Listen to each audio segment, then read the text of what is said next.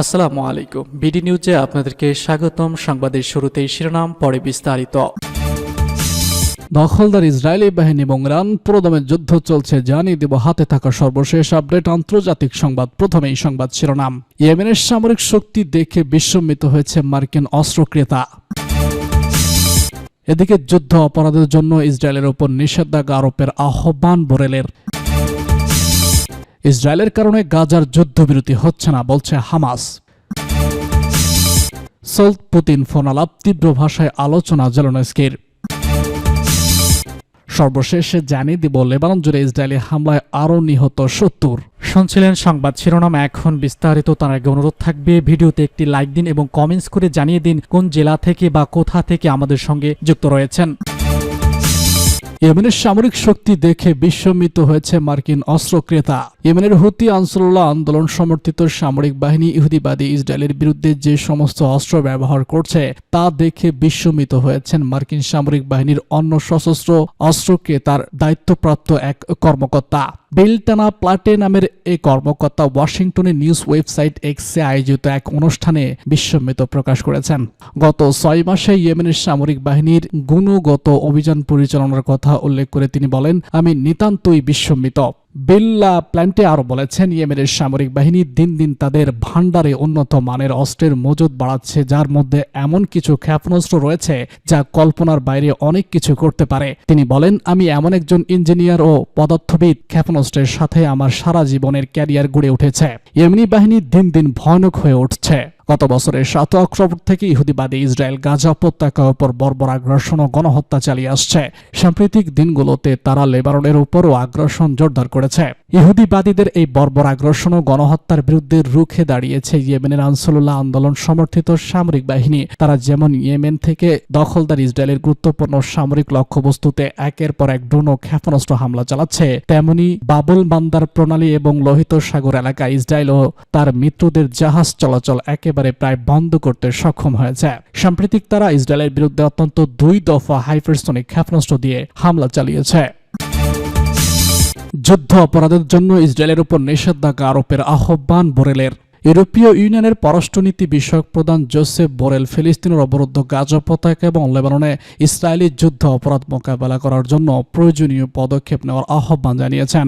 শীর্ষ ইউরোপীয় কূটনীতিক ইসরায়েলের প্রতি ইউরোপীয় জোটের দৃষ্টিভঙ্গির আলোচনা করে বলেন, ইইউ এখনও পর্যন্ত ইসরায়েল সরকারকে যে কোনো অর্থসহ পরিণতি থেকে রক্ষা করতে চলেছে। গাজা এবং লেবাননে ইসরায়েলের আন্তর্জাতিক আইন লঙ্ঘনের কথা উল্লেখ করে বোরেল ইসরায়েল হতে আমদানি নিষিদ্ধ করা থেকে শুরু করে দখলদার সরকারের সাথে রাজনৈতিক সংলাপ স্থগিত করার প্রস্তাব তুলে ধরেন। পাশাপাশি এই জোটের দৃষ্টিভঙ্গি পরিবর্তন করার আহ্বান জানান। ইউরোপীয় ইউনিয়নের পররাষ্ট্র বিষয়ক কাউন্সিল আগামী সপ্তাহে বোরেলের প্রস্তাব নিয়ে আলোচনা করবে। গাজা ও লেবাননের স্বাস্থ্যসেবা কর্মীদের উপর ইসরায়েলে আলোচনা করে তিনি বলেন, এটি আন্তর্জাতিক মানবিক আইনের গুরুতর লঙ্ঘন। এছাড়া সংঘর্ষপূর্ণ অঞ্চলের চিকিৎসা কর্মীদের সুরক্ষা কোনো আলোচনার বিষয় নয়, এটি মীমাংসিত। বোরেলের বালবেক উপত্যকা থেকে ইহুদিবাদী ইসরায়েল সম্প্রতি যে 12 প্যাট্রিককে হত্যা করেছে, ইউরোপীয় ইউনিয়নের পক্ষ থেকে তার তীব্র নিন্দা জানিয়েছে জোসেফ বোরেল। ইসরায়েলের কারণে গাজায় যুদ্ধবিরতি হচ্ছে না। গাজায় যুদ্ধবিরতি নিয়ে ইসরায়েল আন্তর্জাতিক প্রস্তাব দিচ্ছে না বলেও গাজা উপত্যকায় যুদ্ধবিরতি হচ্ছে না বলে দাবি করেছে ফিলিস্তিনের প্রতিরোধকামী সংগঠন হামাস। তারা জানিয়েছে, তারা আশু যুদ্ধবিরতি চাইলেও ইসরায়েলের কারণে তা হচ্ছে না। হামাস নেতা ডাক্তার বাসেম নাইম স্কাই নিউজ বলেছেন, যুদ্ধরত দুপক্ষ শেষে সুনির্দিষ্ট মধ্যস্থপূর্ণ চুক্তি স্থাপন করেছিল 2 জুলাই। তিনি বলেছেন, এটি ব্যাপকভাবে আলোচিত হয়েছিল। আমি মনে করি আমরা যুদ্ধবিরতির কাছাকাছি চলে গিয়েছিলাম। এটি যুদ্ধ বন্ধ করতে পারত। এতে স্থায়ী যুদ্ধবিরতি, সামরিক প্রত্যাহার এবং বন্দি বিনিময়ের ব্যবস্থা ছিল।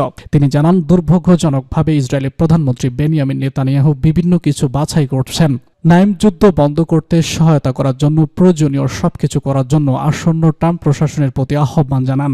তিনি বলেন, 2023 সালের 7 অক্টোবর হামলার জন্য হামাস অনুতপ্ত নয়। গাজা থেকে পরিচালিত এই হামলায় 1200 লোক নিহত হয়।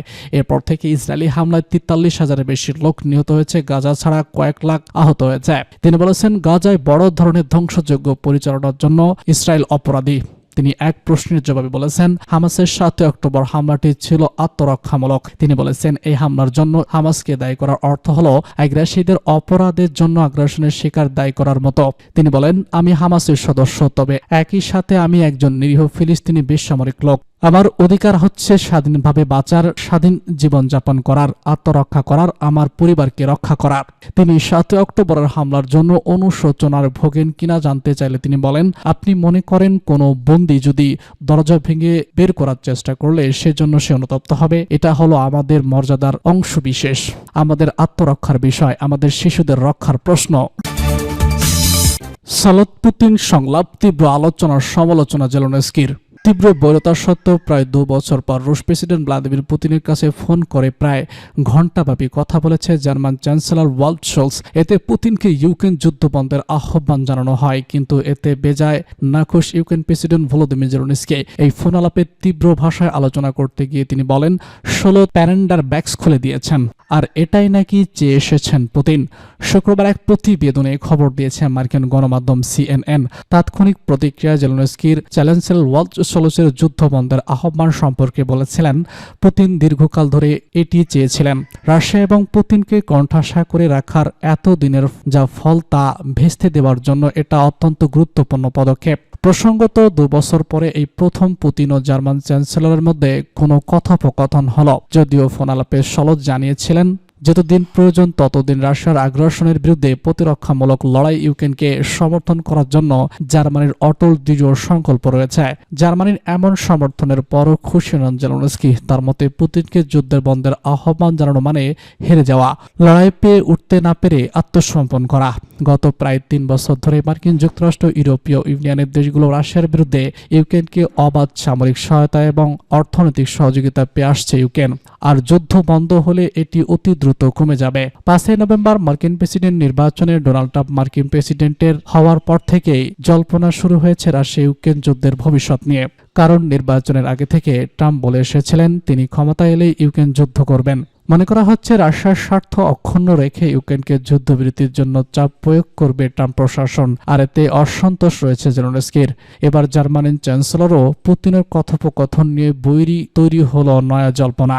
এদিকে ক্রেমলিন জার্মান চ্যান্সেলরের সঙ্গে ফোনের কথা নিশ্চিত করে বলেছেন, বার্লিনের অনুরোধে এই পুতিন শোলসের ফোন আলাপটি হয়। পুতিন শোলসকে জানান, ইউক্রেনের যুদ্ধ বন্ধ করার ব্যাপারে যে কোনো চুক্তি রাশিয়া নিরাপত্তার স্বার্থের বিষয়টিকে আমলে নিতে হবে এবং তাতে নতুন আঞ্চলিক বাস্তবতার প্রতিফলন থাকতে হবে। ক্রেমলিনের মুখপাত্র দিমিত্রি পেসকভ বলেছেন, গভীর ঐক্যমত সত্ত্বেও 2 নেতাদের মধ্যে যে ফোন আলাপ হয়েছে সেটি খুবই ইতিবাচক বিষয়। লেবানন জুড়ে ইসরায়েলি হামলায় নিহত 70। লেবাননে হামলা অব্যাহত রেখেছে ইসরায়েল। গত 24 ঘন্টা ইসরায়েলি সামরিক হামলায় মধ্যপ্রাচ্যের এই 2 দেশে আরও অর্ধশতাধিক মানুষ নিহত হয়েছেন। আহত হয়েছে আরও 2.25 শতাধিক লেবানিজ। শনিবার এক প্রতিবেদনে সব তথ্য জানিয়েছে বার্তা সংস্থা আনাদোলো। প্রতিবেদনে বলা হয়েছে, গত একদিনে লেবাননে ইসরায়েলি হামলা অত্যন্ত আরও 70 জন নিহত হয়েছেন। এতে করে গত বছরের অক্টোবর থেকে পর্যন্ত মোট মৃতের সংখ্যা বেড়ে 3450 জনে পৌঁছেছে বলে লেবাননের স্বাস্থ্য মন্ত্রণালয় শুক্রবার জানিয়েছে। এক বিবৃতিতে মন্ত্রণালয় আরো বলেছে, গত দিনে হওয়া হামলায় আরও 182 জন আহত হয়েছেন। এতে করে 2023 সালে অক্টোবর থেকে ইসরায়েলি হামলায় মোট আহতের সংখ্যা বেড়ে 14,590 জনে পৌঁছেছে। মূলত গত বছরের অক্টোবরে ফিলিস্তিনের অবরুদ্ধ গাজা উপত্যকায় ইসরায়েলি আগ্রাসন শুরু হওয়ার পর থেকে লেবাননের সশস্ত্র গোষ্ঠী হিজবুল্লাহর সঙ্গে সংঘাত চলছে ইসরায়েলের। তবে গত সেপ্টেম্বর মাস থেকে হিজবুল্লাহর সঙ্গে ইসরায়েলের পূর্ণ মাত্রায় যুদ্ধ শুরু হয়। এছাড়া গত 23 সেপ্টেম্বর থেকে রাজধানী বৈরুতের পাশাপাশি লেবানন জুড়ে ব্যাপক বিমান হামলা চালিয়ে যাচ্ছে ইসরায়েল। ইসরায়েলি সামরিক বাহিনীর দাবি, সশস্ত্র গোষ্ঠী হিজবুল্লাহর অপারেটিভ অবকাঠামো এবং অস্ত্রাগারকে লক্ষ্য করে এই হামলা চলছে। হিজবুল্লাহ পাল্টা আঘাত আনছে। লেবাননের অভিযানরত ইসরায়েলি সেনা সদস্যদের হত্যায় পাশাপাশি ইসরায়েলের বেশ গভীরের সামরিক ঘাঁটিতে অত্যাধুনিক মিসাইল দিয়ে হামলা চালাচ্ছে শক্তিশালী সশস্ত্র গোষ্ঠী হিজবুল্লাহ।